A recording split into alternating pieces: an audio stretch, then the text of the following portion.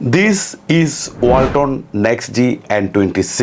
আপনারা আমার হাতে দেখতে পাচ্ছেন ওয়ালটনের সদ্য লঞ্চ হওয়া এই স্মার্টফোনটিকে, যার প্রাইস ধরা হয়েছে 15,749 টাকা, এর সাথে ব্যাটও যুক্ত হবে। ওকে, আজকে আমরা এই ফোনটার আনবক্সিং করব এবং ফার্স্ট ইমপ্রেশন দিব। ওকে, প্রথমে আমরা বক্সটিকে ওপেন করি। বক্সটিকে ওপেন করার পর এখানে আমরা আরো একটা বক্স দেখতে পাচ্ছি, এইটাকেও আমরা খুলে ফেলি, দেখি কি রয়েছে। প্রথমেই আমরা আমাদের সেই কাঙ্ক্ষিত ডিভাইসটিকে দেখতে পাচ্ছি। ওকে, এই হচ্ছে আমাদের ডিভাইস, যেটা নিয়ে আমরা বিস্তারিত আলোচনা করব পরের সেকশনে। দেখি বক্সে আর কি কি রয়েছে।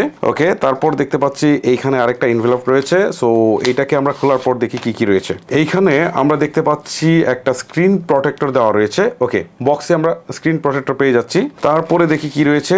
এইখানে আমরা দেখতে পাচ্ছি একটি ট্রান্সপারেন্ট ব্যাক কভার রয়েছে, যেটা যথেষ্ট সফট। তারপরে দেখতে পাচ্ছি এইখানে আমরা একটা ওয়ারেন্টি কার্ড রয়েছে। তারপর আমরা এখানে দেখতে পাচ্ছি একটা 18 ওয়াটের ফাস্ট চার্জার রয়েছে। তারপর আমরা এখানে একটা ইউএসবি টাইপ সি কেবল দেখতে পাচ্ছি এবং সর্বশেষ আমরা দেখতে পাচ্ছি একটা সিম ইজেক্টর। মূলত এই ছিল বক্স কন্টেন্ট। এবার একটু ফোনটা নিয়ে কথা বলা যাক। ফোনটাকে হাতে নিয়ে একটা প্রিমিয়াম ফিল পাওয়া যাচ্ছে। দেখে আসলে মনে হচ্ছে না যে এটা আসলে 16,000 টাকার নিচের কোনো স্মার্টফোন। ওকে, পিছনের দিকে ক্যামেরার বামটুকু একটা রাউন্ড সার্কেলের মধ্যে বসানো হয়েছে। এটা কিন্তু দেখতে বেশ ভালো লাগছে, একটা ফ্ল্যাগশিপ একটা ফিল আসছে কিন্তু। ওকে, তারপর পিছনের দিকটা সম্পূর্ণ ফ্ল্যাট করা, দেখতে ভালো লাগছে। সাইড ফ্রেমটা হচ্ছে সম্পূর্ণ ফ্ল্যাট করা। ওকে, সো আমরা উপরের দিকে যদি তাকাই, এখানে কোন প্রকার সেকেন্ডারি নয়েজ ক্যান্সেলেশন দেওয়া হয়নি, এটা আসলে প্রত্যাশিত ছিল। আর বাম পাশে সিম কার্ড স্লট রয়েছে, যেখানে আপনি দুটি সিম কার্ড ব্যবহারের পরেও একটা মাইক্রো এসডি কার্ড ব্যবহার করতে পারবেন। আর ফোনটার ডান পাশে দেওয়া হয়েছে ফিজিক্যাল ফিঙ্গারপ্রিন্ট স্ক্যানার, তারপর রয়েছে ভলিউম রকার। আর যদি আমরা নিচের দিকে তাকাই, 3.5 headphone jack, primary microphone, USB type C port and speaker grille দেওয়া হয়েছে। ওকে, এখানে কিন্তু সিঙ্গেল স্পিকার দেওয়া হয়েছে। আর যদি আমরা ফোনটির ফ্রন্ট পার্টে চলে আসি, তাহলে এখানে আমরা দেখতে পাচ্ছি 5 হোল যুক্ত একটা ফুল ভিউ ডিসপ্লে দেওয়া হয়েছে। এখানে সিন এবং সাইড বেজেলটা আমার কাছে কম্পারেটিভলি একটু মোটা মনে হয়েছে, এই জায়গাটা আর একটু নেরো করলে ভালো লাগতো ফোনটাকে। ওকে, ফোনটির ওয়েট হচ্ছে 202 গ্রাম এবং থিকনেস হচ্ছে 8.45 মিলিমিটার। ফোনটা কিছুটা মোটা, বাট প্রপার ওয়েট ডিস্ট্রিবিউশনের কারণে ততটা ভারী মনে হয় না। ওকে, সো এটা আপনি হাতে নিয়ে খুব একটা আনকমফোর্ট ফিল করবেন না। আমরা যদি ডিসপ্লে সেকশনে তাকাই, তাহলে এখানে আপনারা দেখতে পাচ্ছি 6.6 ইঞ্চির একটি IPS LCD ডিসপ্লে দেওয়া হয়েছে, যেটি অনলি HD+ রেজুলেশনের ডিসপ্লে।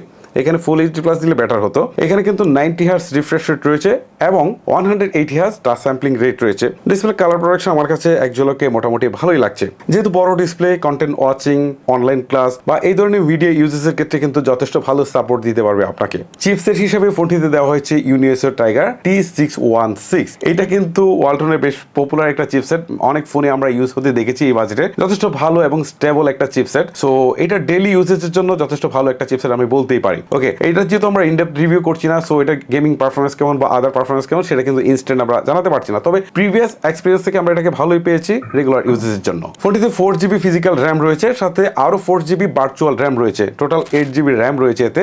আর স্টোরেজ রয়েছে 128GB।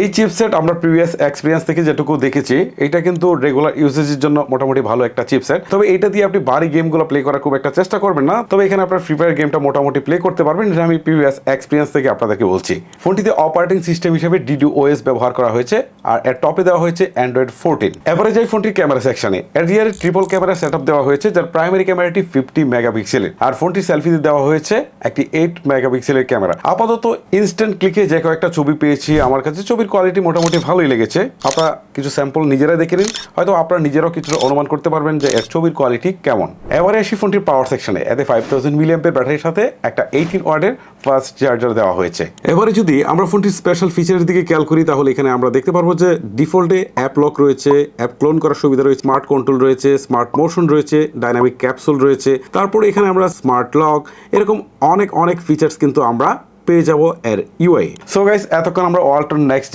N26 নিয়ে কথা বলছিলাম। যেহেতু এটা ফার্স্ট ইমপ্রেশন, সো এখানে কিন্তু আমাদের মতামত জানানোর খুব একটা সুযোগ থাকে না, কারণ ইনস্ট্যান্ট ফোনটাকে হাতে নিয়ে যেটুকু আমরা দেখেছি সেটুকু নিয়ে কথা বলেছি। সো ফুল রিভিউ যদি নিয়ে আসি, তাহলে সেখানে হয়তো বা ফোনটির ভালো মন্দ সবকিছু আপনাদের সামনে তুলে দিতে পারবো। সো আজকের মতো আমি হিমেল বিদায় নিচ্ছি। আপনাদের সাথে আর কোনো ইন্টারেস্টিং ভিডিও নিয়ে কথা হবে। সবাই ভালো থাকবেন, সুস্থ থাকবেন।